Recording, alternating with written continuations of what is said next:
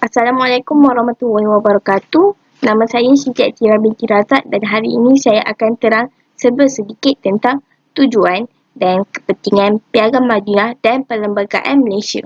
Nabi Muhammad SAW memperkenalkan Piagam Madinah adalah untuk menyelesaikan persoalan semasa yang kurang baik ketika itu. Tujuan Piagam Madinah adalah untuk menyatukan masyarakat majmuk di Madinah. Selain itu, untuk membentuk peraturan yang dipatuhi bersama semua penduduk yang berada di Madinah dan mewujudkan perdamaian dan melenyapkan permusuhan. Di samping itu, Piagam Madinah digubal bagi mewujudkan keamanan di Madinah serta memberi garis panduan pemulihan kehidupan kaum muhajirin. Seterusnya, Piagam Madinah juga digunakan untuk merangka persefahaman dengan penduduk bukan Islam terutamanya kaum Yahudi. Seterusnya, kepentingan Piagam Madinah. Piagam Madinah telah menjadikan Madinah sebagai model kerajaan Islam yang unggul dan menjadi contoh kepada negara-negara Islam di serata dunia. Unsur Islam boleh digunakan dalam negara yang mempunyai berbagai agama dan kaum. Seterusnya, ekonomi kerajaan Islam Madinah berkembang dengan pesat dan mereka amat mementingkan keadilan dan ketulusan dalam perniagaan. Perkara keji seperti riba, penipuan atau rasuah tidak dibenarkan sama sekali. Sebaliknya, amalan yang baik seperti amalan bersedekah dan bertimbang rasa digalakkan. Piagam Madinah juga mempamerkan undang-undang yang lengkap dan sempurna yang berdasarkan undang-undang syariah Islam yang diikuti oleh semua masyarakat di Madinah. Selain itu, kewujudan Piagam Madinah dapat memupuk semangat bersatu padu dan bertanggungjawab menjaga keselamatan negara hingga menjadikan kerajaan Islam kuat dan disegani.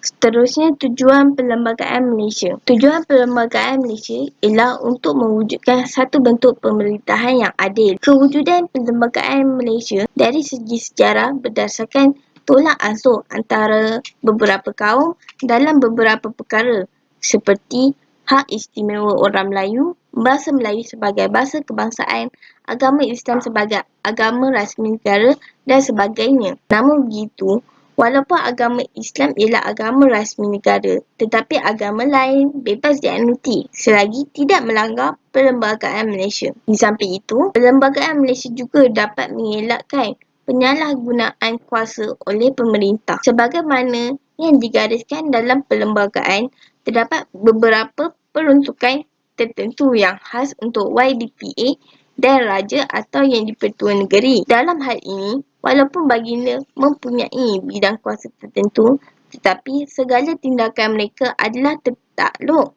kepada perlembagaan. Perlembagaan Malaysia juga digunakan untuk mengawal pergerakan kerajaan dan rakyat. Perlembagaan persekutuan bukan sahaja untuk memperuntukkan kuasa kepada pemerintah, tetapi juga kepada rakyat melalui kebebasan hak asasi dan hak istimewa orang Melayu. Keadaan ini secara tidak langsung akan membantu pembahagian kuasa dan dapat mengelakkan dari berlaku dominasi kuasa oleh sesuatu pihak. Dalam hal ini, rakyat mempunyai hak untuk melakukan perkara yang mereka boleh lakukan dan perkara yang tidak boleh dilakukan. Seterusnya, Perlembagaan Malaysia dapat menjamin keamanan dan kestabilan negara. Perlembagaan Malaysia yang berfungsi sebagai alat penyelesaian masalah dan mengawal kedudukan rakyat dan pemerintah sesungguhnya telah berjaya membentuk keamanan dan kestabilan negara. Ini memandangkan terdapat sekatan dalam perlembagaan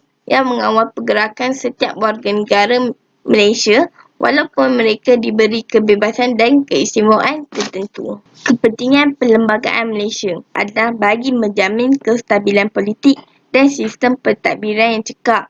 Sistem kerajaan persekutuan yang berlandaskan kepada demokrasi berparlimen dapat dijalankan melalui dua cara, iaitu unit politik negara yang boleh dibahagikan kepada kerajaan pusat dan kerajaan negeri. Maka, pertindihan kuasa dapat dielakkan dan dapat mengurangkan pemusatan kuasa. Cara kedua pula, memberikan rakyat hak untuk memilih kerajaan yang dapat memerintah dengan adil. Dalam hal ini, rakyat boleh menentukan hala tuju politik negara. Di samping itu, Perlembagaan Malaysia dapat menjamin keselamatan dan kesejahteraan rakyat serta memudahkan perpaduan nasional dan pembangunan negara.